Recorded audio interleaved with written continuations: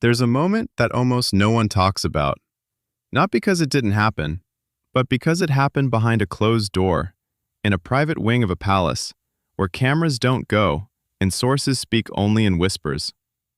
Charlotte was crying. Not the kind of crying that kids do when they're tired or when someone took their toy. The kind of crying that happens when a child understands something, really understands it, and doesn't have the words to say what they feel. She asked about her uncle. She asked when she would see him. And the answer she got wasn't what she was hoping for. George, who is older, who watches more, who notices the way adults go quiet when certain names come up, George asked a different kind of question. Not when, he asked why. And William said no. Not to Harry. Not in a phone call, not in a letter. He said no in the way that fathers say no when the conversation is already over before it begins. Quietly, firmly, in a way that doesn't invite discussion. This video isn't about Harry. It isn't about the drama between two brothers, the interviews, the book, the accusations. You've heard all of that. We've all heard all of that. This is about two children who are growing up inside a silence they didn't create. About what they see, what they feel, what they're slowly learning to understand, and what that understanding is going to cost them later. Because here's the thing about royal families, about any family really. The children don't get to choose the war. They just grow up in it.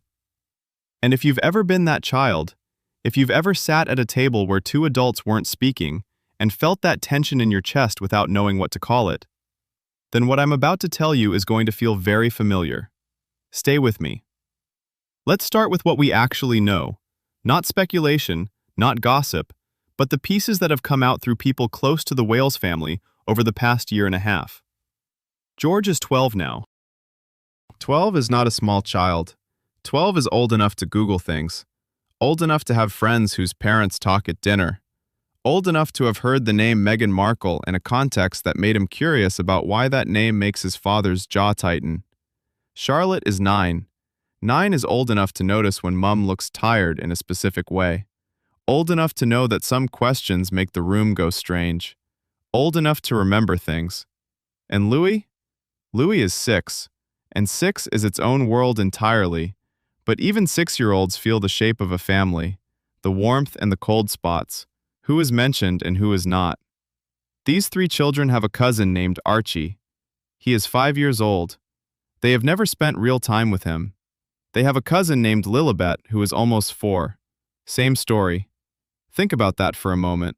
Not as a royal watcher, not as someone who has opinions about Harry and Meghan, just as a human being. 5 cousins, spread across 2 continents, who are growing up as strangers, who will one day be adults and have to figure out what they are to each other, if anything, starting from almost nothing.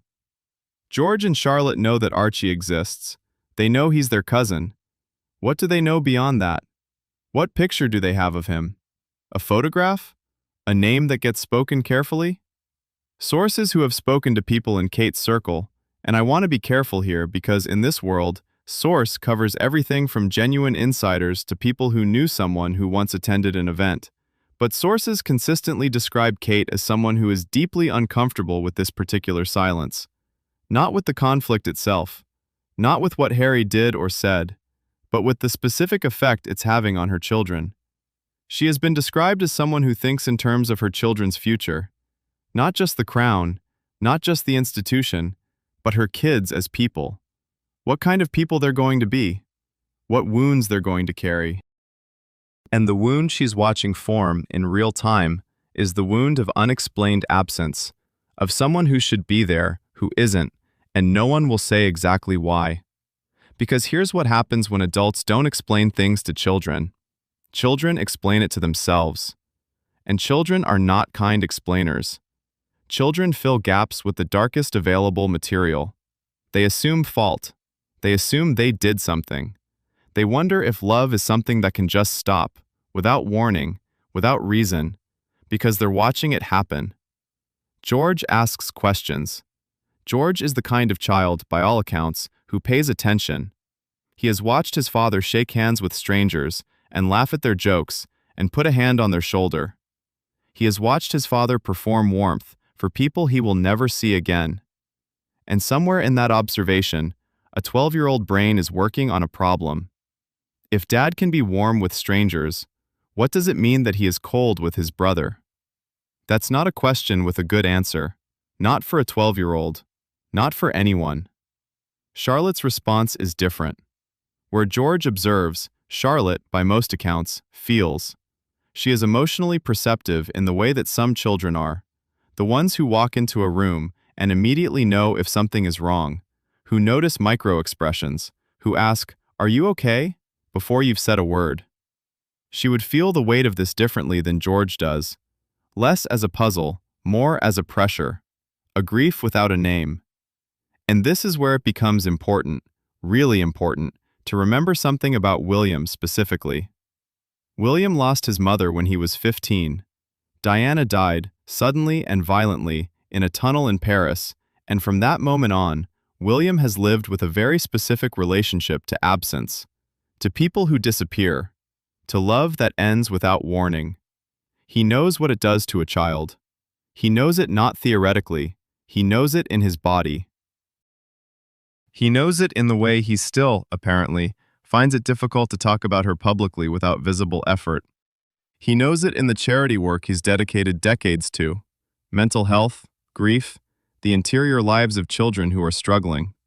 William knows exactly what it costs a child to lose someone and not understand why. And yet, here are his children, asking about their uncle, asking why they can't see him, and William is saying no. I don't say that to condemn him. I genuinely don't. I say it because I think it's the most important tension in this entire story, and it's the tension that Kate is sitting inside of every single day. She sees it. She sees her husband, who knows grief better than almost anyone, choosing to let that grief replicate in his own children. And she is trying, in the quiet, strategic, indirect way that Kate does everything, to stop it. How she's doing that is what we're going to talk about next. And when I tell you, you're going to understand why people close to the family say William didn't see it coming. But before we get there, if this kind of deep dive into the real psychology behind the royal headlines is something you want more of, subscribe. We go past the surface here. Always. Now let's talk about what's actually happening inside those walls. Because the picture that's been slowly coming together over the past 18 months is not the one that the official statements suggest. Kate and William are, by most accounts, genuinely aligned on most things. Their approach to parenting, their commitment to public service, their vision for the monarchy, these are not a couple in fundamental disagreement about their life. They work well together. They present well together. And privately, by all available indication, they are genuinely close. But Harry is the crack. Not the only crack. No marriage of this complexity has only one. But Harry is the crack that runs deep, and has been there for a long time. And Kate and William are not aligned on Harry. William's position is, at this point, essentially categorical.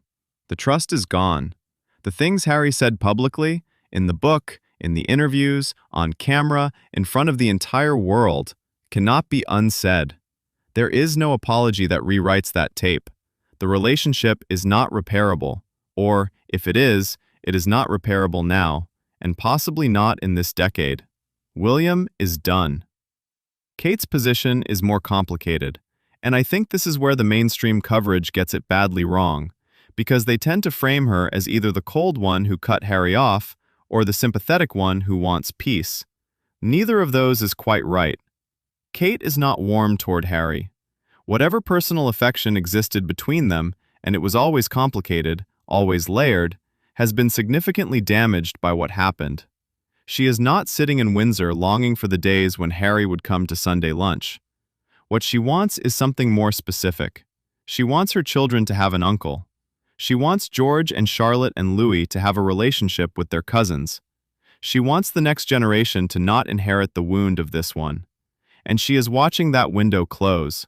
Children who don't know each other at 5 and 6 and 9 and 12 become strangers. Not by choice, not dramatically, just by time and distance and the slow accumulation of years in which they are not in each other's lives. The cousin relationship, which can be one of the most formative relationships of a childhood, simply fails to form. And then they are adults who are technically family and practically nothing. Kate has watched this with increasing urgency, and at some point, sources suggest this became most acute sometime in the past year, she decided to stop waiting for William to come around on his own. And this is the moment where the story gets genuinely complicated. Because what Kate reportedly did was not confront William directly. It was not an ultimatum. It was not a fight. Not a negotiation. Not a formal proposal. Kate doesn't operate that way. If you watched our previous video, she never explained herself. You already understand her style. She acts indirectly. She plants things. She works through other people, through timing, through the environment she creates. What she did, according to people familiar with the situation, was let the children speak. Not coached, not manipulated in any heavy-handed sense, but not stopped either. When George asked about Harry, Kate answered honestly, in the way that a mother who wants her child to have an uncle would answer. She didn't reinforce the silence. She didn't say, "Uncle Harry is complicated," in that tone that tells a child to stop asking. She said something more like, "It's something we're working on." She said something that implied it was a question of when, not if. And Charlotte, who cried about it, was comforted. Not with a dismissal, with a kind of acknowledgement that her feeling made sense, that missing someone made sense, that wanting to know your cousins made sense. William, by some accounts, did not know the extent of these conversations until they were already happening. His children had, in their minds, the beginnings of an expectation. Not a firm promise. Kate is too careful for that, but a direction. A lean toward yes.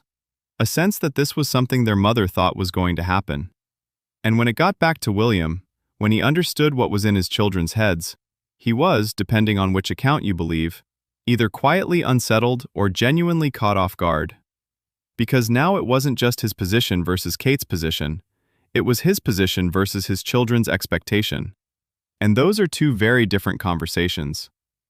Here's what I want you to sit with for a moment, because this is the heart of it. There's a difference between a principle and a cost. William refusing to reconcile with Harry is a principle. It is, from his point of view, a principled response to a genuine betrayal. Many people, myself included, think it's worth examining whether that principle is serving him, but it is a principle. He has reasons. They are not invented.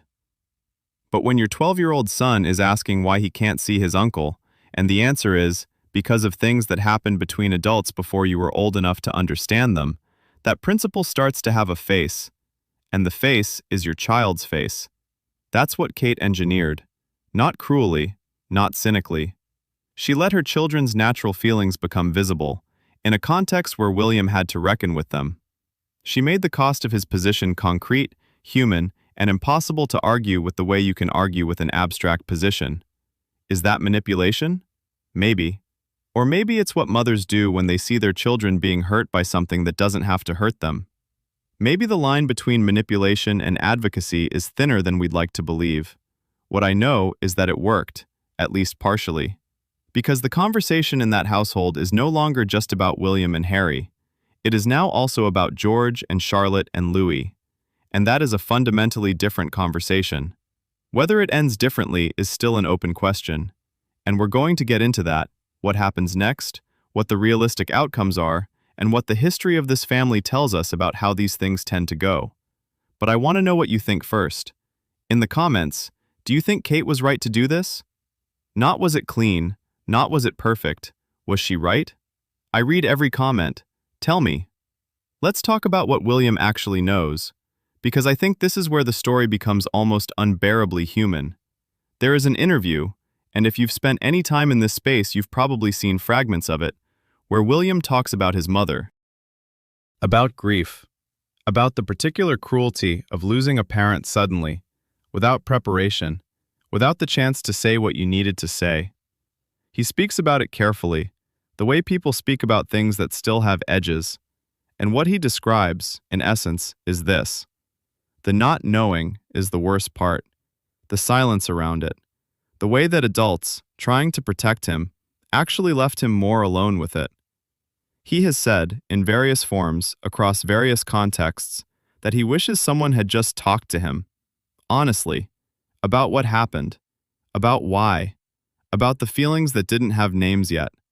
He built an entire public platform on that belief. Heads together, the work around children's mental health, the specific, consistent message that talking is not weakness, that silence is where damage lives. And now his own children are growing up in a silence. Not about death, about something arguably more confusing, because death has a kind of terrible clarity to it.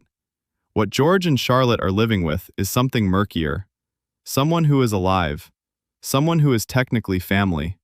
Someone whose name appears in books and on screens and in the questions of their friends. Someone who simply isn't there. And no one is fully explaining why. I want to be fair to William here, because I think it's easy, too easy, to look at this from the outside and say, he's being stubborn, or he's being cruel, without fully reckoning with what Harry actually did. The book, the Oprah interview, the Netflix documentary. These were not private grievances aired in the therapy room. They were produced, packaged, distributed globally, and consumed by hundreds of millions of people. Harry described, in detail, things that happened inside private family conversations. He made claims about racism, about neglect, about a family that he presented as fundamentally broken. Whether those claims were accurate or not, and reasonable people disagree fiercely on that, the effect on William was not abstract. It was watching his family, his institution, his life, reduced to a narrative that he had no power to correct without making everything worse. That is a real injury. That is not nothing. And William's instinct, the instinct to close the door, to protect what remains, to refuse to expose himself to further damage, is not irrational. It is the instinct of someone who has already been hurt once in public and doesn't intend to be hurt again. But here is where George and Charlotte enter the picture in a way that can't be reasoned around. Children who grow up watching a parent refuse to repair a relationship learn something from that. They learn it not as a lesson, not as a speech. They absorb it as a model. This is what you do when someone hurts you. This is what you do when trust is broken. You close the door and you don't open it. Is that the model William wants to pass to his son? To the future King of England? To a boy who will one day have to navigate relationships of extraordinary complexity, who will need to know how to hold anger and still function inside it, who will need to understand that the crown doesn't allow the luxury of permanent estrangement. Is it the model he wants for Charlotte, who already feels things so deeply, who is already learning what love looks like from watching her parents? These are not rhetorical questions. These are the questions that, according to people close to the situation, Kate has been sitting with, and in her quiet way, raising. Not as accusations. Kate doesn't do accusations. She doesn't say, "You're traumatizing our children." She doesn't frame it as a failure on his part. She is, by all accounts, too intelligent for that approach, and too aware that William shuts down when he feels cornered. What she does instead is something more like, she keeps the door slightly open. She keeps the conversation in the room. She makes sure that her children's feelings on this subject are visible, named, treated as legitimate, and she trusts that William, the man who built his public life on the belief that children's feelings matter, will eventually have to reckon with the fact that his children are having feelings about this, right now, in his own house. That's the play. And it's a long play. Kate is not someone who needs to win today. She's someone who is willing to wait for the right moment, as long as she knows the moment is coming. Whether it's coming is still genuinely uncertain. What we know is that the conversation has shifted, that it is no longer possible for William to think about his position on Harry in purely personal terms, that there are now 3 small people in that equation, 4 if you count Archie, 5 if you count Lilibet, and they did not choose any of this, and they are paying a price for all of it. And if that image stays with you, if something about it feels unresolved, uncomfortable, like a question that doesn't have a clean answer, good, because it is, because that's what's actually happening. Sit with that for a moment, because the next part is where we talk about what happens if William doesn't change his mind. And the history of this family has a few things to say about that. Now let's talk about the cost. Not the emotional cost, we've been in that, but the long structural cost. What happens to these children if this continues? What the pattern produces? Because the British royal family has a history, not a pretty one, a history of estrangements that became permanent, of cousins who grew up as strangers and stayed that way, of wounds that passed from one generation to the next without anyone deciding to pass them. They just moved through the family like something in the air. William knows this history. He was raised inside it. He watched Charles and Diana's marriage become a battlefield. He watched his father have a relationship with Camilla that was not spoken of, then was spoken of carefully, then was normalized over years of managed exposure. He watched his grandmother, the Queen, navigate a family in which public unity and private fracture existed simultaneously for decades until the fractures became too large to contain. He knows how these things go. And here is the specific thing that the history tells us. The children of estrangements don't stay neutral. They pick sides, not always consciously, not always dramatically, but they orient. They understand, over time, which parent's worldview they're being raised inside, and that orientation becomes part of their identity. George is being raised right now inside William's worldview, inside a story in which Harry is the person who left, who spoke, who caused damage, and whose absence is therefore a consequence of his own choices. That story is not wrong, exactly, but it is one story, and it is the only story George currently has access to. What happens when George is 17 and curious and able to find things on his own? What happens when he reads the book, or watches the interviews, or simply has a long conversation with someone who has a different perspective? What does it do to a 17-year-old to discover that the story he was given had gaps in it? I'll tell you what it does. It creates doubt. Not necessarily about William, but about the reliability of the world he was handed. And that doubt, in a young person who is already navigating the extraordinary pressure of being heir to the throne, is not a small thing. Kate is thinking about this. I'd stake a significant amount on that. She is thinking about the version of her son who is 17, 21, 30. She is thinking about what she wants him to know, and how she wants him to know it, and who she wants him to be. And she does not want him to be someone who inherits an estrangement he never chose and carries it forward because he was never given an alternative. Charlotte, meanwhile, is 9. 9-year-old girls who are emotionally perceptive and who are told, explicitly or implicitly, that some feelings are not discussable, they don't forget that. They learn. They learn that love has conditions, that family has limits that are not explained, that grief is something you manage privately, without naming it. Charlotte already lost something in a way when Kate was sick. She watched her mother disappear from public life, came close enough to the possibility of real loss to understand what it would feel like. That experience made her more sensitive, not less, more aware of the fragility of the people she loves. And now she is watching her family have an edge in it that nobody talks about. And she is crying. That is not nothing. That is a child telling you something. William is not an unfeeling man. This is important to say plainly. He is not someone who doesn't care about his daughter's tears. Everything we know about him as a father, the way he engages with his children publicly, the warmth that comes through even in staged appearances, the consistent testimony from people who've spent time around them, suggests a man who is genuinely, deeply present as a parent. Which means he knows. He knows Charlotte cried. He knows George is asking questions. And he is living, right now, with the weight of knowing that his position has a face, and the face is his 9-year-old daughter's, wet with tears she shouldn't have to cry. That weight is what Kate put there. Not to hurt him. To make the choice real. Because here is the thing about principles held in the abstract. They are easy.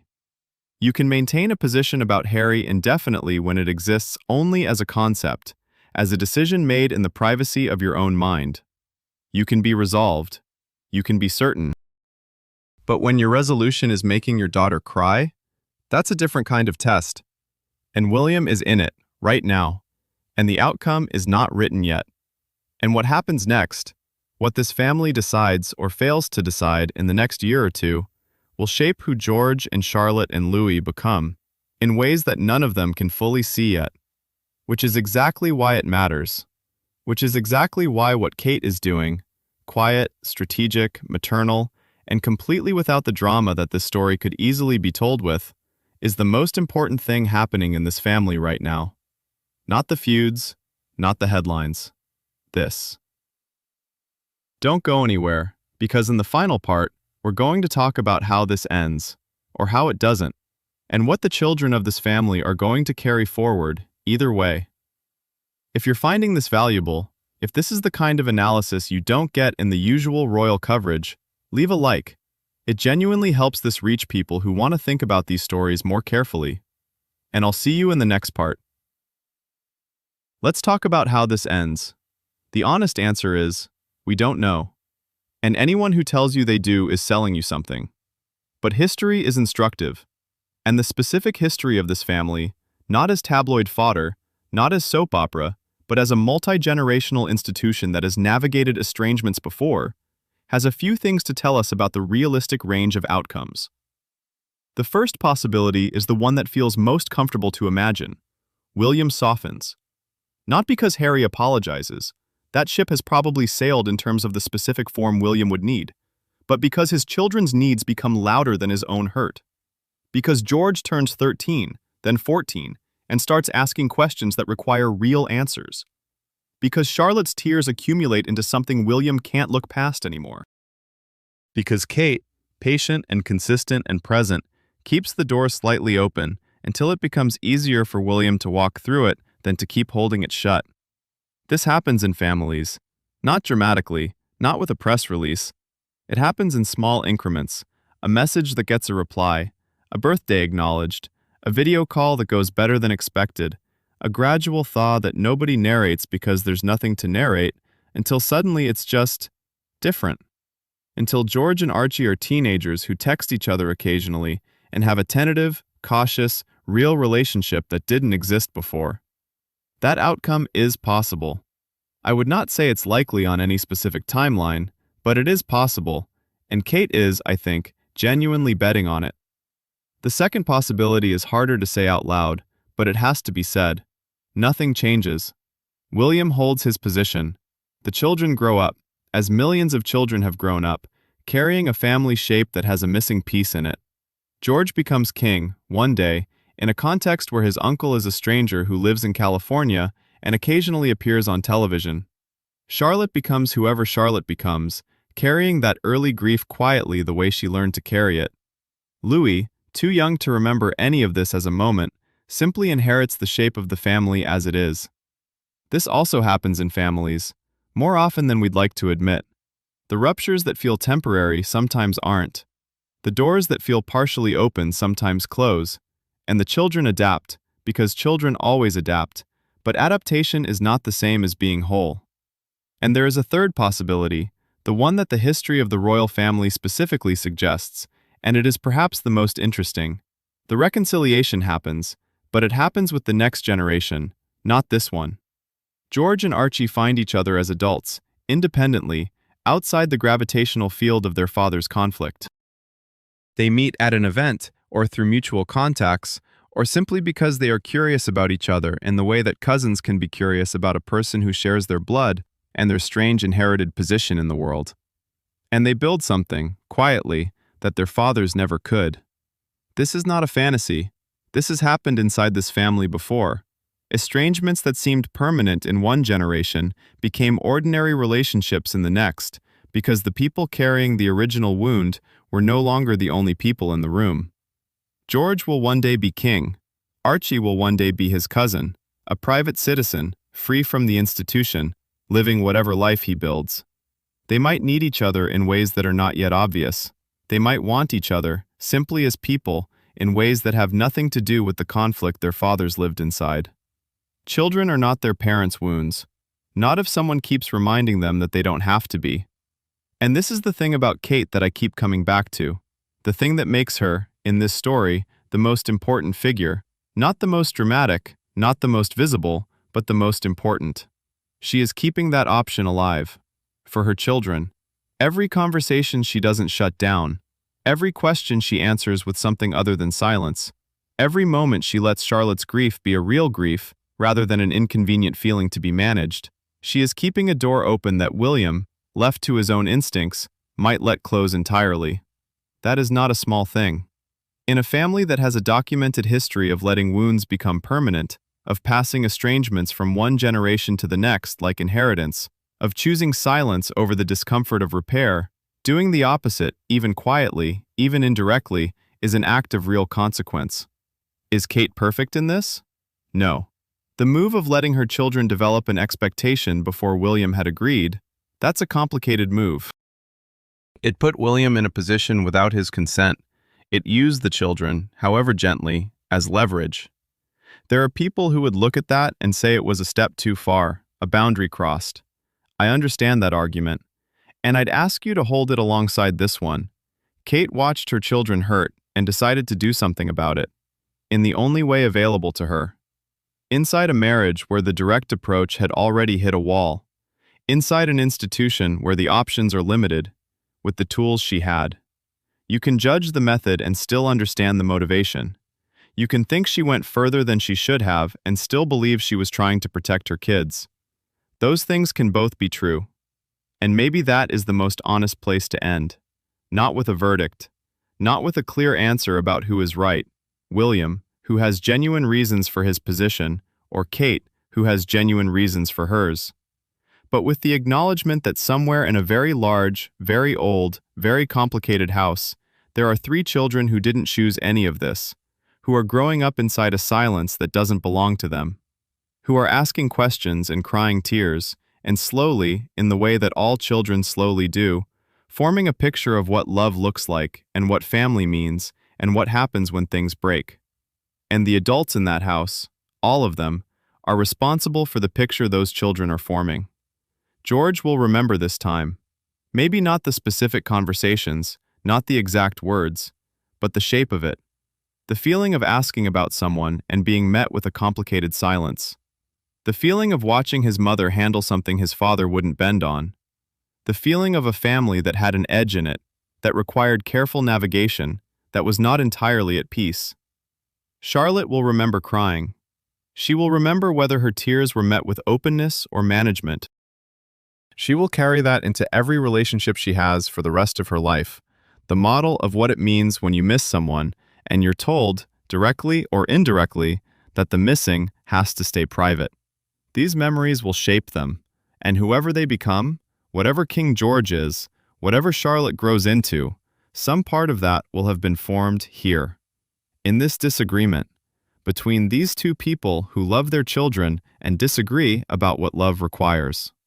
That's the story, not the feud, not the drama, not the tabloid version with the villains and the heroes clearly labeled. This is the story. These children, this silence, and the question of whether the adults around them will choose, before it's too late, to be better than the pattern. I hope they do. I genuinely do. And I think Kate is the reason there's still a chance that they might. If this landed with you, if something in here felt true or complicated or worth sitting with, share it with someone who thinks about these things the way you do.